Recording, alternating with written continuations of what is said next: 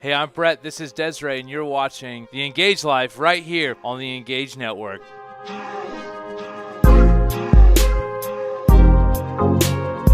Well, hey, we are coming at you from right here, and you're watching from wherever you are on YouTube, Facebook. You might be listening on SoundCloud, Spotify, iTunes, wherever you are. Welcome to the party that is known as the Engage Life. My name is Brett, and this is Desiree, a.k.a. The Boss, or a.k.a. The Mic Dropper, a.k.a. That's all I got. But what we do here is we understand that our faith has to be pulled out of just a Sunday experience. It's not just about the vibes and the tingles. It's what do we do on Monday all the way through Saturday when real life hits. So this is talking about real faith for real life, everyday kind of stuff, unpacking where we are on Sundays and where we're going to be heading all throughout the week. Now, if you come to Engage Church, hey fam, welcome to the party. If you're new and you're joining us and you're doing an Engage group watch party, no matter where you are, hello. So good to have you with us. But today we're talking about something exciting. Always exciting. A little something that you've entitled Trust Issues. Dun, dun, dun. So we're talking about trust. What does it mean to trust? Trust people and trust God. Yeah. So this comes out of a place for me. Usually anything that we talk about comes out of stuff that we're living or have lived or are currently. So who don't you trust? Dun, dun, dun. But I think it's so important to talk about because everything that we've talked to up to this point also kind of encompasses the idea of trust. And do you trust God? And can you trust the people around you? You know, we're talking about dreams. Do you actually trust God with your dreams? Wow. Do you trust that he's going to take you where you need to go? Sure. And can you or do you trust the people around you to support and encourage and walk with you in the way that is most helpful and beneficial for you? So I think it's all encompassing and it's an important topic. Okay, so why don't we start out with trusting people? Because I think everything in life comes down to relationships and money. Yeah. And every relationship is impacted by money, and every relationship's success could be probably determined by the level of trust that's found in it. Yeah, it's true. Trust is a big thing. And trust in and of itself is a form of currency, right? You acquire more trust, there's more grace, there's more freedom, there's all these kind of things that are given in the context of a relationship. Where there is a lack of trust, there's a lack of freedom, there's a lack of grace, there's a lack of understanding. So like you you can accrue trust. Trust becomes a currency. And what I would like to add to that, because that's so good that you pointed that out, because I think we actually have to understand what trust really is. I think sometimes we give it kind of a different definition or a skewed definition based on our experience, but we need to actually understand and know what trust is. So if you're going to define it, dictionary says trust is a firm belief in the reliability, truth, ability, or strength of someone or something. Another word for it would be confidence, that you have confidence in someone or something. And what I love about what you just said with trust being currency is something you have to work for. Trust goes the same way. Trust is something that has to be earned. It has to be worked for. It has value. Wow. And we have to kind of frame that when we're looking at people and at God and how we view him. Or... That's a new one. I like it. I mean, we got to keep it interesting right here.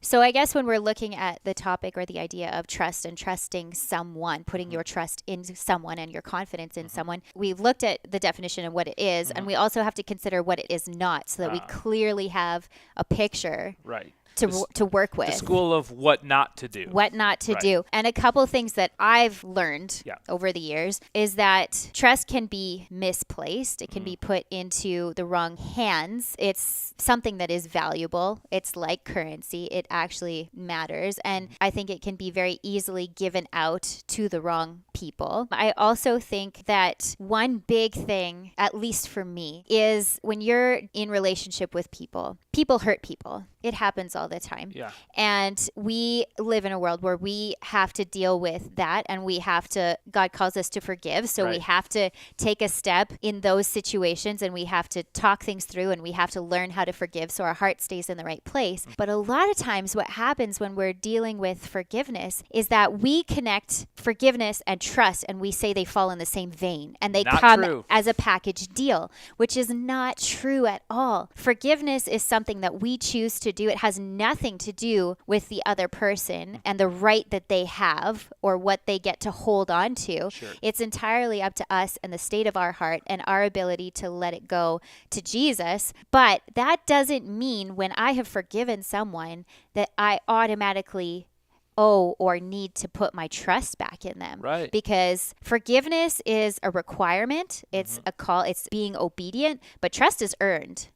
Trust is earned. It's not something that just needs to come naturally, come quickly. It needs to be worked back. So I forgive somebody. They've hurt me. They've broken the trust. Whatever our relationship looked like, it's broken now. So what you're saying is I don't have to turn around tomorrow. I can forgive them, but they don't have to re-enter life back at the same level they were at. No, they don't. And I'm not saying that means necessarily completely pulling apart and being non-existent relationship anymore. I'm not saying that. Obviously, that depends on the circumstance and the situation and what's going on and what's healthy and what's not healthy. There's a whole lot of layers that play into that. But if you have been in a situation where you've been hurt and you've had to forgive someone and you're still willing and you want to still love this person and this person wants relationship and wants to hold on to that friendship or whatever it is, and they're willing to put the work in, it just sometimes takes time before you can give everything back again. What you're saying is we need to create a roadmap for restoration. That's good. Yeah. Right. So I like that. So that there's a plan, but we can articulate it so we can have steps so that people know. Because I think what happens is we like put people in like relationship purgatory. Yeah. Where we just like hold them at arm's length and we're like, you can't get any closer. And no matter what they do, they can't get closer. Yeah. So we have to watch ourselves. We do. You know, thinking about Proverbs 4, quoting King Solomon, the wisest king to walk the face of the earth.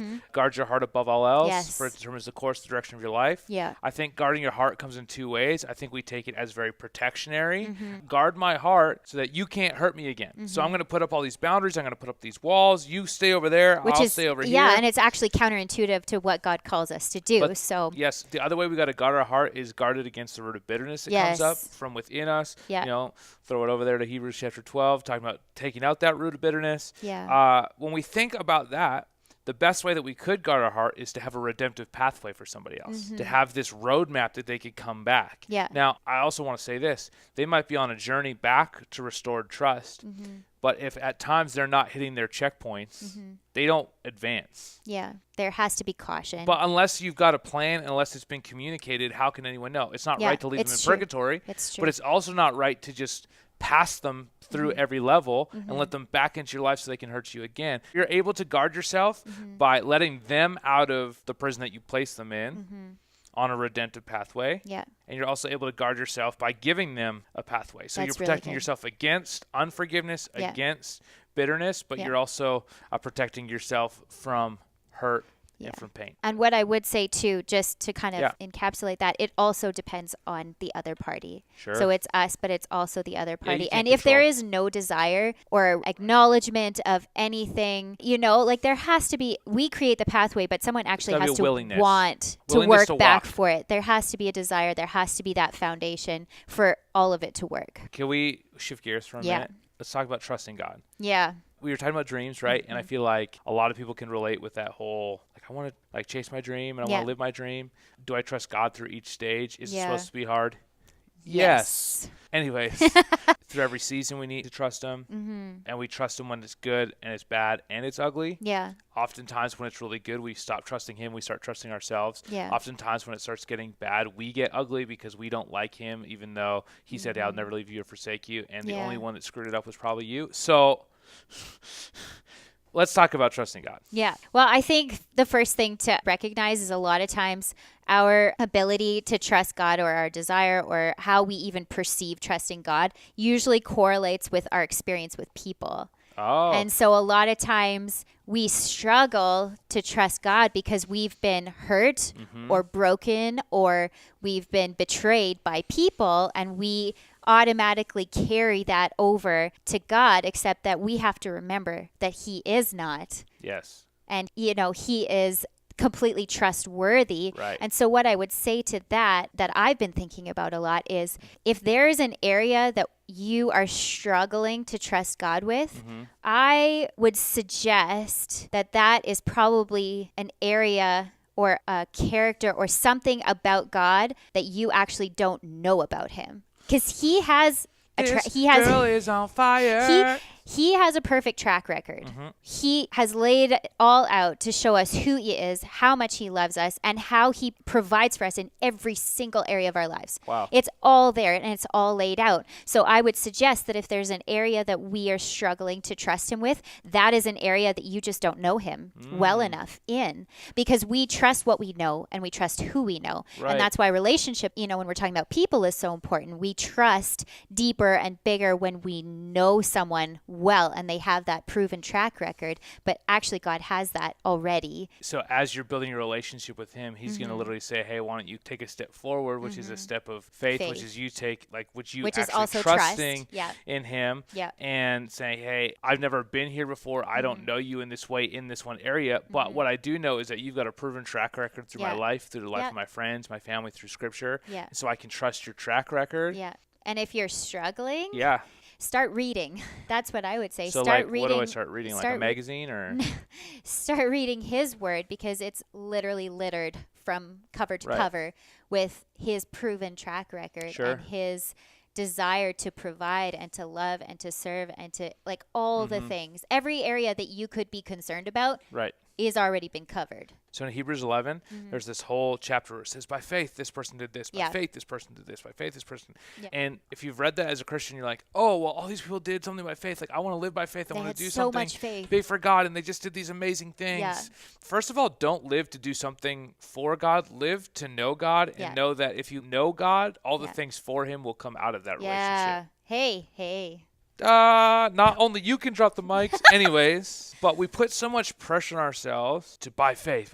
Let me break this down, how this actually works in real life, okay? Yeah. So I'm going to do something. I'm going to take a step of faith. I'm going to be bold. I'm going to be courageous. I'm going to take new territory, do something new. I'm going to live my dream, live the dream, live a God dream. Is this a God dream? Yes, it is. We're going to live it. I take that bold step. What I'm doing is I'm trusting. Yeah. Now, you might call it a step of faith. I call it trusting, Yeah. because by faith is like, yeah, I did it by faith. By faith is what you say after you've done it when you're telling the story later. Hindsight. When you're trusting, when you take that first step of faith, trust feels like holding on for dear life. Oh, dear Jesus, am I going to make it tomorrow? Screaming So every when step you're of the in the way. midst of it, you're trusting, holding on for Yeah. dear life. Am I going to make it? Am I going to make it? Am I going to make it? When you're done and you're telling the story later, like, yeah, no, I totally, I did it by faith. Yeah. Don't look down on yourself like, well, it feels like I'm just holding on for dear life. That's what trust feels like sometimes. Yeah, we think we've got to be just calm and we've got to be all put together and we got to have it all figured out. That's not Right. actually what trust is. So not everyone can be you.